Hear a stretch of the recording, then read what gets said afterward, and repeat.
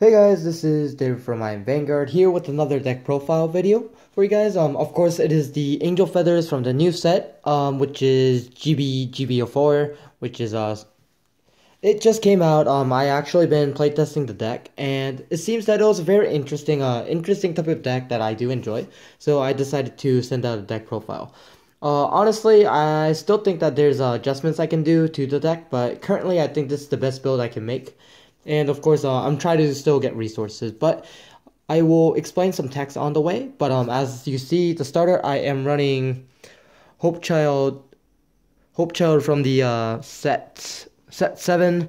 Her ability is pretty simple. You counterblast, put this in the soul, choose a card from your hand, put it into the damage zone, and then take a card and put it to your hand. So basically, it switches out. Basically, the counter blast doesn't really matter, but honestly, you are losing a card, but you are getting an accurate card that you need for the next turn. So I think this card was a better choice than any of the other starters. Of course, there is the new starter that came out, but honestly, with the format now, GB1 effects are kind of late, honestly, from my opinion wise. So I decided I'm gonna run something that isn't really tied up to the GB effect and something that I can use depending on the situation.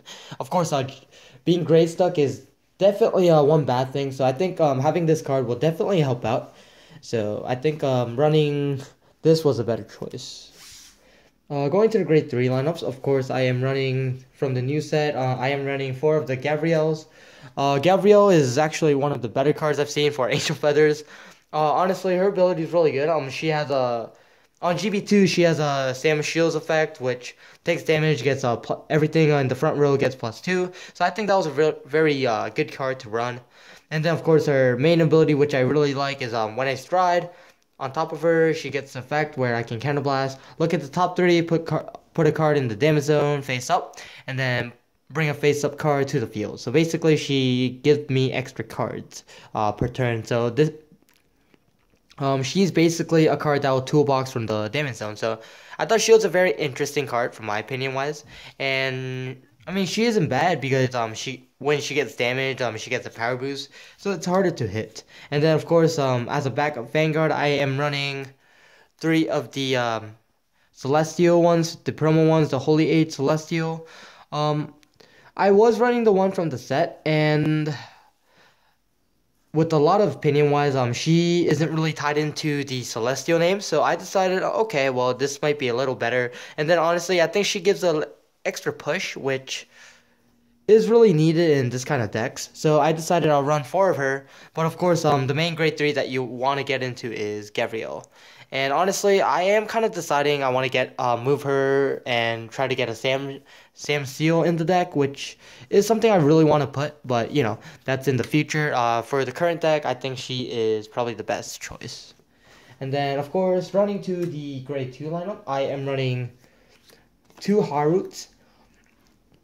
So I know Harut's a really good card, and I would love to run 4 of her, but the problem was after her effect, she didn't really do much. So, and then of course, if I run into Gabriel, I still get the effect anyway. So I decided I'm gonna run 2.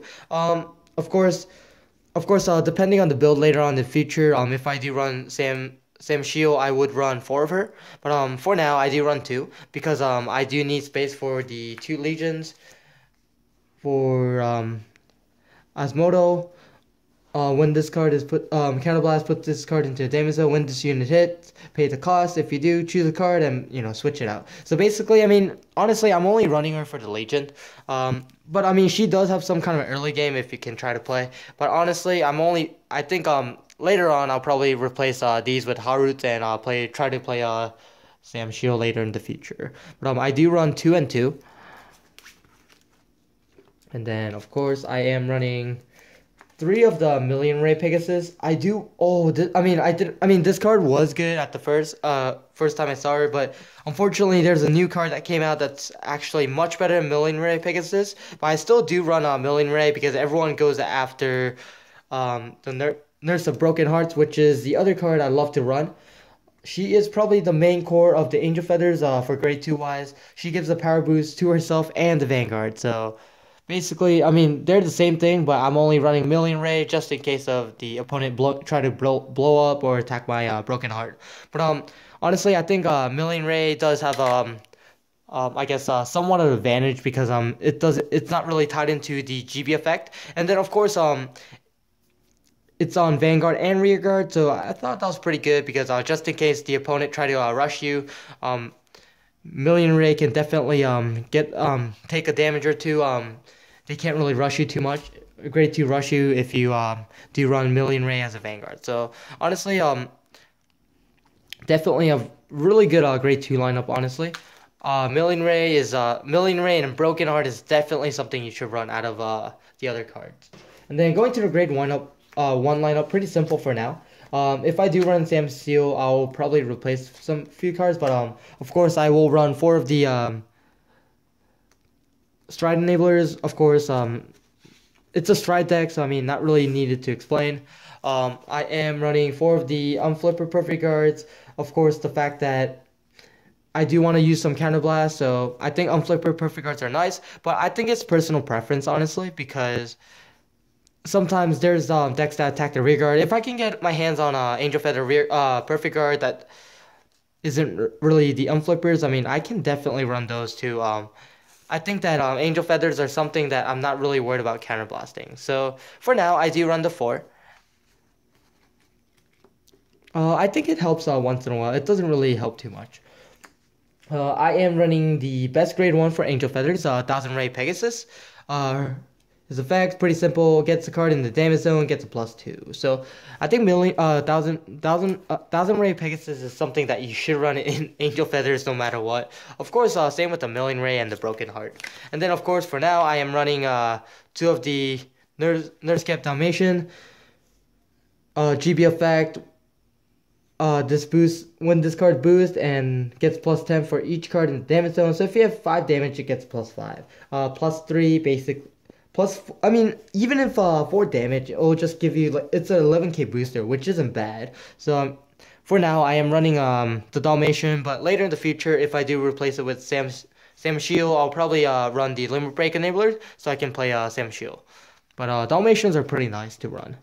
And then, of course, I know that everyone is probably looking forward to the trigger lineup because there was, like, some stories about running 16 crits, no heals kind of thing, but my lineups are pretty simple. I am still running the 4 perfect cards. Much as that we do heal off of the strides, most likely if I try to play this deck competitively, reality wise I can't really heal off on important situations, or depending on the decks I play against, like Sanctuary Guard or anything that attacks early, I really do need to heal, so I do run 4, and of course these are recyclable heals, so I think that these are really nice to run as well. And I was gonna run 12 crit, but I decided I'm just gonna run 8. I do run 2 of the Celestial ones because I do have a Celestial Vanguard. I might change it in the future, but for now I do run 8. These are really nice because they go into Soul, give you extra Soul, so I can use other effects into future that Soul Blast is. So I do run 8 crits, and then of course I am running 4 stands. Much as I hate running stands in a regular competitive deck, or any decks I run, I really hate running stands.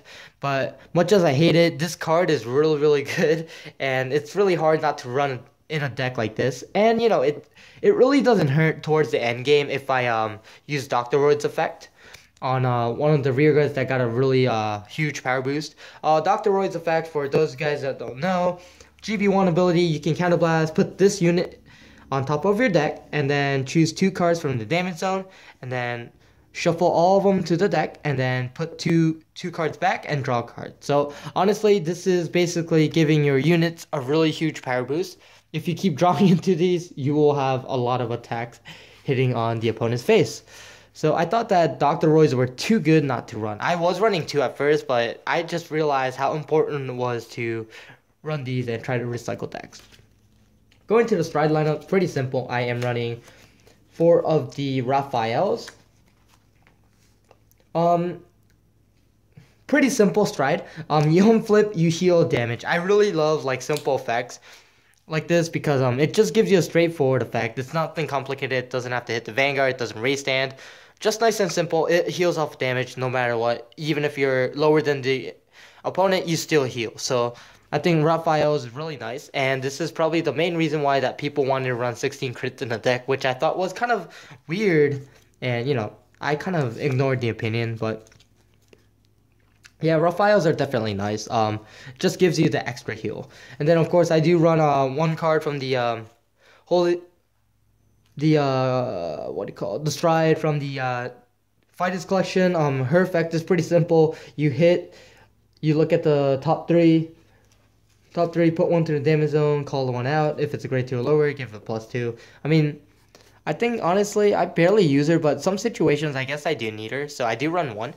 And then of course I do run one Blizza. The reason why I run Blizza is what people would say is because of the fact that Gavrail's effect is GB2. So if I Blizza early and if I'm sitting on a Gavrail and people attack, I will still get the extra power boost. So I think running Blizza is really nice. I usually Blizza unflip this one is my usual play. And then of course I run two of the new strides from the new set, Raziel.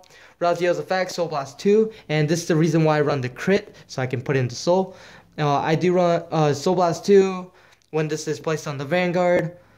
If I pay the cost, I reshuffle the whole damage zone and just put it back. So basically, if I have a Broken Heart, Million Ray, or 1,000 Ray Pegasus, I get extra damage just with this effect. So I thought that I'll run two because it's a power boost. Besides, I can if I can't use the other one, I'll just Blizza it. So no biggie.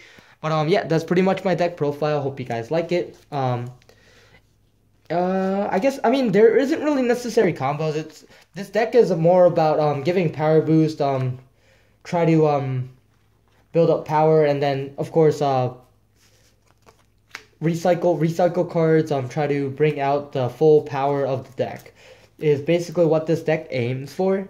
Honestly, this is like the ideal column that you want, and then of course you want to Stride because this is a Stride deck. Nothing simple. Nothing hard. Honestly, even if you don't have a Million Ray, honestly, I'll love to have her on the field in this kind of situation. There isn't really any combos I have to explain about. The cards are pretty self-explained, not too hard. I'll usually swing with this.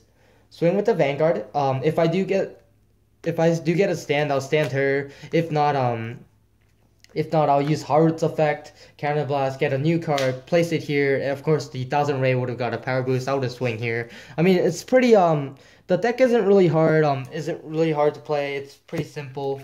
So hope you guys try this deck out. I think this really I can't say it's too expensive. I think it's a pretty cheap deck to play. Comparing to other decks, and I feel like this deck is more competitive than some of the decks out there. So make sure you guys comment, rate, subscribe down below to I Am Vanguard, and like always guys, imagine the victory. I am Vanguard. Ciao.